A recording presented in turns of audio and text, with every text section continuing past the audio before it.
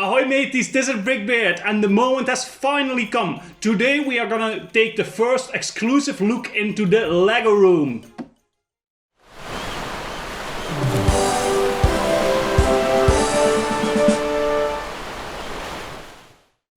So after the first 4 months of doing this channel, the time has finally come to do what I promised you from the first moment, and that is we're gonna start on a Lego room today. Actually, I have been working on the Lego room behind the scenes for a while now, and I finally have the layout exactly the way I want it. Everything is in the place where it should be, at least layout wise. And today we're going to take the first steps into creating the base layout of the Lego room. So we're going to be adding some base plates, probably some train tracks, because that is very important. If you do that last, then it's pretty much impossible to get it done in the end. And I will just be showing you around into the room, actually the rooms, because I have one room where I have all the spare parts nicely sorted. So I will give you a look at that, and then of course into the main Lego room itself. I will be showing you around in the Lego room what is what my idea is for it, and of course that's where your input comes in, because I would really like to hear from every one of you what you think of the idea, if there's something that you think maybe you should do it like this or like that, and I will take it into consideration. This is the moment to get all the feedback, because the room is bare at the moment, so there is no sets in there yet. Although we will be adding the first sets that we already built into there very soon. But today, join me in the first look of the Lego room and making the layout happen. Let's go!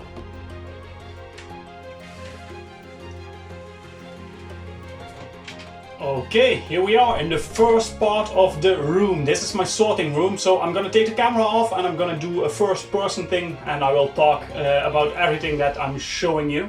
I think that gives the best idea.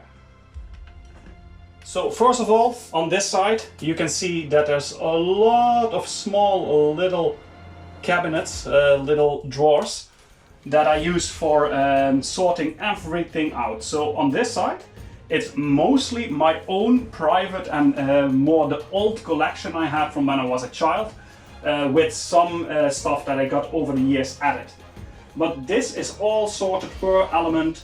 Even on this side you can see that it's the more common bricks, so the normal 2x4s and the 1x8s, like all the most common bricks are in these big containers. And then down here we also have some more specialist parts. And a fun little side note, these are actually the drawers that I used when I was a kid, where I sorted all of my old Lego. And this is all sorted nicely per piece with some stickers in front of it. There's some little drawers here as well with some parts in it, and as I said, on this side we also have everything sorted per part with a little sticker on it, which is gonna make it a lot easier to find everything when we're looking for it. Here we got some pirates, and some more pirates, and some more pirates. So as you can see, there is a lot of that stuff coming up, but this is mostly the old stuff from the late 80s and early 90s that you see on this side. I have a few brick separators here.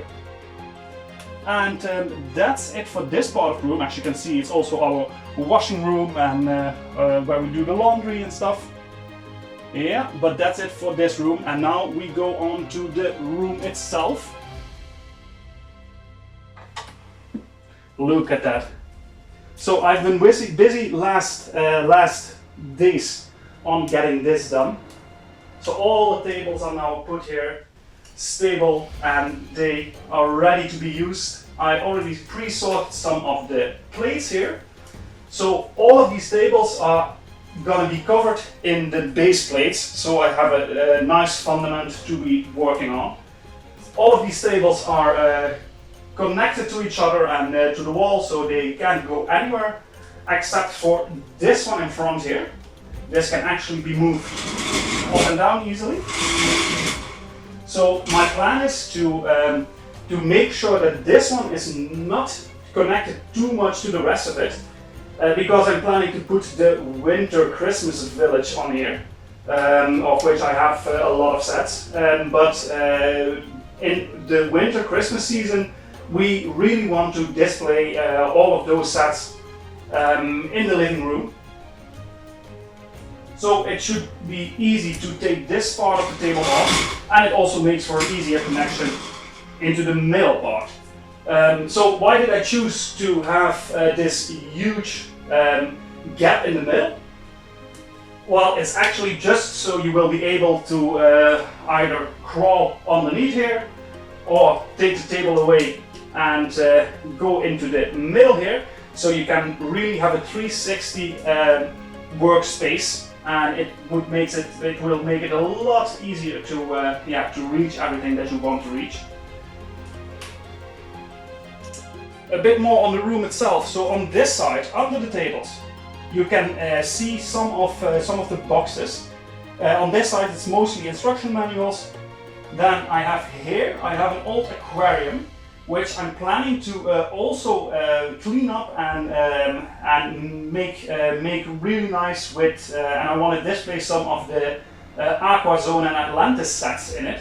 So I'm really going to try to make underwater display as well. And along this entire wall, so in all of these boxes on this side, I have already 100% sorted sets that are just ready to be built. So this is mostly the collection I have been gathering since I got out of my dark age. So let's say from the last 10 to 15 years or something. I think I started collecting again in 10 years probably. So in 2011, 2012 I started collecting again. So this is all the stuff that I broke down from the place where I lived before, because we recently moved, and everything is in the boxes now. And on this side, all these boxes here, and this is going to be a lot of work still, these are unsorted, or better to say parts that still need to be sorted. These are second-hand lots or stuff that I got from other people, and yeah, there's still a lot of work that needs to be done on this side. And as I said, all the base plates, I think I have enough, might not look like it, but it's actually pretty high stacks of base plates to cover everything here up, and that's what we're going to work on today. And just one more thing, so my room also has a second floor. At the moment, I will take you guys up there. At the moment, this only has this is not cleaned up nicely, but this is only where I keep the boxes at the moment. It gets pretty hot in here, so I preferably don't want to use this as a display room. But so for now, it's just a place where I can store everything. If I find out that I do have not enough room, I can still expand to hanging some shelves over here, which would be nice to display this space sets and everything like that. And one last thing on this side, and this wall is actually growing all the time. These are still 100% unopened boxes. So these are mostly sets that I got over the last years at really good discount prices, but were not sets that I really needed to get. So I just got them because they were on sale.